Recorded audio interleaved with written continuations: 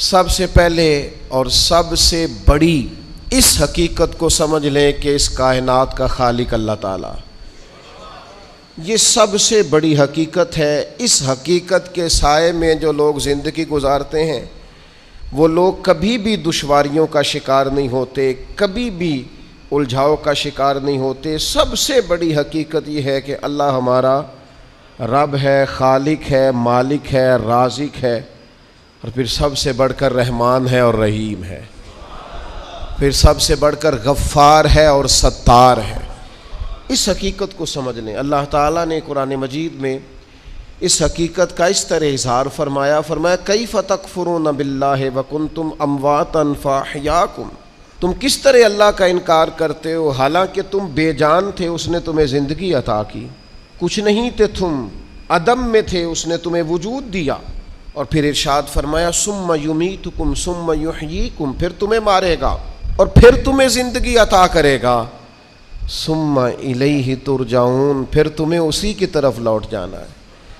کبھی اس حقیقت سے کوئی شخص آنکھیں نہیں پھیر سکتا کہ یہ جو اس کا اپنا وجود ہے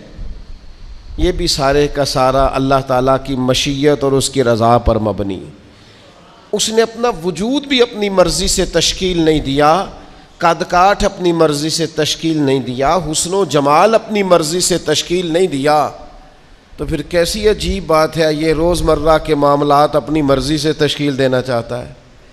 اسے چاہیے کہ جس طرح اس کا وجود، اس کا حافظہ، اس کے چہرے کی ساخت اس کی اپنی مرضی کی نہیں، رب رسول کی مرضی کی ہے، تو پھر یہ بھی زندگی اپنی مرضی کی نہ گزارے، اس حقیقت کا قائل ہو جائے کہ جینا بھی اسی طرح ہے جو حکم اللہ تعالیٰ نے ارشاد فرمایا ہے۔ لیکن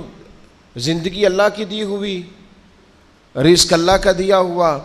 سانسیں اللہ کی دی ہوئی، لوگ جینا اپنی مرضی سے چاہتے ہیں۔ یہ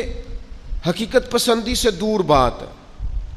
جس شخص نے جو مشینری بنائی ہے آپ اسی سے پوچھیں گے اس کو کیسے چلانا ہے، آپ اسی سے دریافت کریں گے کہ کیا چیز استعمال کرنے سے صحت ٹھیک ہوگی، کیا استعمال کرنے سے خراب ہوگی، آپ اسی طبیب حکیم کے مشورے سے چلیں گے۔ ہم من چاہی زندگی چاہتے ہیں، تو سب سے پہلے تو اس حقیقت کو سمجھ لیں کہ کائنات کا رب، اور جب بنائی اسی نے ہے تو چلے گی بھی اسی کے حکم کے ساتھ۔